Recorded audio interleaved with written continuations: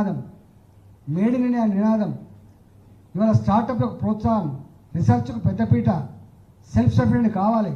ఇవాళ రక్షణ రంగ విషయంలో ఎట్లా చేస్తున్నామో మీరు చూస్తున్నారు.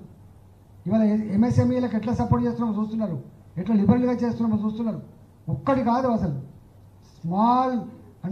స్మాల్ స్కేల్ ఇండస్ట్రీస్ మొదలుపెట్టి మీడియం స్కేల్ ఇండస్ట్రీస్ వరకు ఇవి ఎంప్లాయ్మెంట్ జనరేషన్ కేంద్రాలుగా వరదలుతున్నాయని చెప్పి లక్షల కోట్ల రూపాయలు వీళ్ళు రుణాలు పంపు చేసి వాటికి ఇంట్రెస్ట్ సబ్వెన్షన్ ఇచ్చి ముందు తీసుకుపోతున్న విషయం మీకు తెలుసు. అందువల్ల ఇక్కడ బయ్యారమే కాదు, ఏది వయబుల్ ఉందని చెప్పి మీకు ఒక విషయం తెలుసా, మన బడ్జెట్లో ఒక ఫస్ట్ టైం ఒక గొప్ప ప్రొవిజన్ పెట్టింది. 1,50,000 కోట్ల రూపాయలని 1,50,000 కోట్ల రూపాయలని సింగిల్ పైసా ఇంట్రెస్ట్ లేకుండా ఆయా రాష్ట్ర ప్రభుత్వాలు అక్కడ స్పెసిఫిక్గా ఇవాళ ఫుడ్ పార్క్స్ పెట్టడమో, లేకపోతే ఇంతకుముందు చెప్పినట్టుగా బయ్యారం ఉక్కు ఫ్యాక్టరీ పెట్టడమో, లేకపోతే ఇంకోటి పెట్టడమో, మూతపడ్డ కంపెనీలు పునరుద్ధరించడమో దానికోసం మీరు వాడుకోమని చెప్పింది. ఇంతవరకు ఎవరు ఆలోచించలేరు. 1,50,000 కోట్ల రూపాయలు గుర్తుపెట్టుకోండి. అవుతుండొచ్చు ఒక 5,000 కోట్ల రూపాయలు పెట్టు బయ్యారం స్టీల్ కంపెనీ, ఎవరో దండాలు. రాష్ట్రంలో ఇక్కడ ఎంప్లాయ్మెంట్ జనరేషను, ఈ రాష్ట్ర పురోభివృద్ధి మనకు ఉండాలి కదా కనీసం.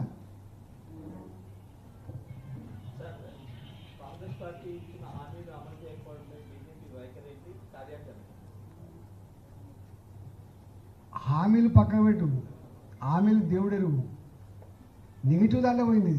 ఇది వచ్చిన హైడ్రా పెట్టి పేదరిల్లు కూల్చేసారు, మూసి ప్రక్షాళన పెట్టి డబ్బులు సంపాదించుకునే ఏజెండాలో మొత్తం అక్కడ కూడా ఇల్లు కూలగొట్టుడు, పేదల భూములు అసైన్మెంట్ భూములు గుంజుకున్నాడు.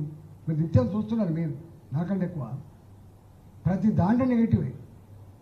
ఇవాళ ప్రజానికంలో స్పష్టంగా ఏర్పడ్డ భావన ఏంటంటే ఇది మోసం చేసింది, రేవంత్ రెడ్డి మాటల గారెడితో అధికారాన్ని చేపట్టిండు, ఇక అయిపోయింది, వాళ్ళ మీద ఆశలు లేవు, దీన్ని ఎప్పుడు సందర్భం అవుతా బొందబెట్టాలి అని అనుకుంటాను. ఒకటి.